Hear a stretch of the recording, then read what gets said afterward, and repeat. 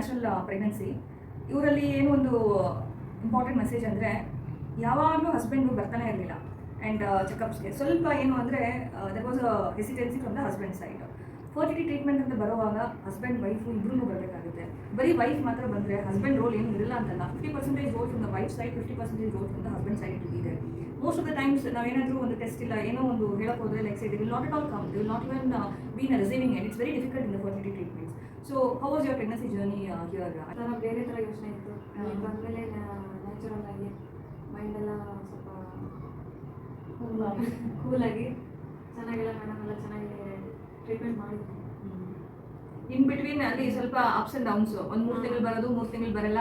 And ಇನ್ನೊಂದು ಕಡೆ ಸ್ವಲ್ಪ ಕಷ್ಟ ಅಂದರೆ ಅವ್ರಿಗೆ ಹಸ್ಬೆಂಡ್ ಕಡೆ ಹೇಳ್ಕೊಂಡು ಅವ್ರಿಗೆ ಟ್ಯಾಬ್ಲೆಟ್ಸ್ ಕೊಡಿಸಿ.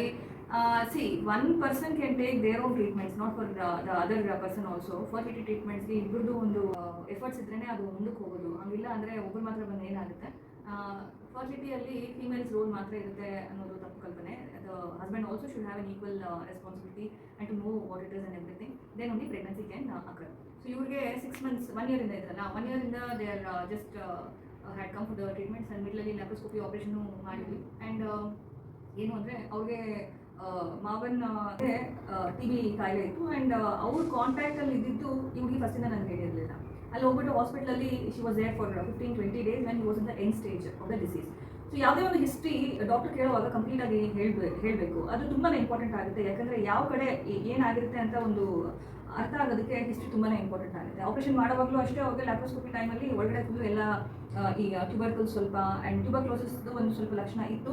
ಬಟ್ ಫಸ್ಟಿಂದಲೂ ಟ್ಯೂಬರ್ಕ್ಲೋಸಿಸ್ ಕಾಂಟ್ಯಾಕ್ಟ್ ಇತ್ತು ಅಂದರೆ ಅವ್ರು ನಾನು ಏನು ಹೇಳಿರಲಿಲ್ಲ. ಆಪರೇಷನ್ ಆದಮೇಲೆ ಹೇಳಿದ್ರು ಹಾಸ್ಪಿಟಲಲ್ಲಿ she was the one to take care of our father in law for 15 days. ದಿನ ಇದ್ದಮ್ಮಲ್ಲಿ 15 days. 15 days she was there in the T B ward taking care of the person there.